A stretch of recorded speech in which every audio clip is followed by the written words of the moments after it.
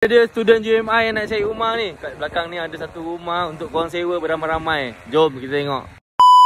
Lokasi rumah ni dekat Sirin Heights Bangi, tak jauh dari JMI, tak sampai 10 minit.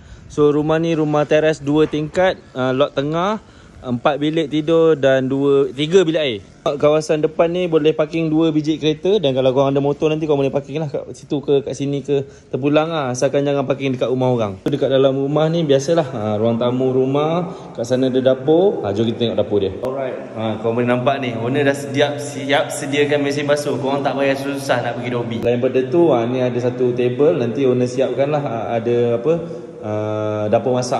Ni ada untuk simpan peti ais. Tu dekat bawah ada satu bilik. Yang bilik ni ada attach dengan sekali dengan toilet lah kat belah sana. Dekat atas ni bila korang naik kat sini ada ruang lah, ada ruang tengah ni, living hall.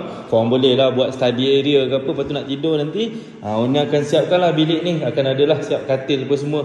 Cukup lah untuk korang duduk 10 orang. Mana-mana kawan-kawan yang nak duduk bilik master bedroom, boleh suruh dia duduk tidur kat sini. Yang duduk kat master bedroom tu nak bayar lebih ke apa, pandai-pandai korang lah. Dan ini adalah bilik air, attach sekali bilik air dekat master bedroom. Macam biasa kalau korang berminat nak sewa rumah ni, korang kena cepat-cepat contact melalui DM dekat post ni ataupun komen dekat bio. Assalamualaikum, bye bye.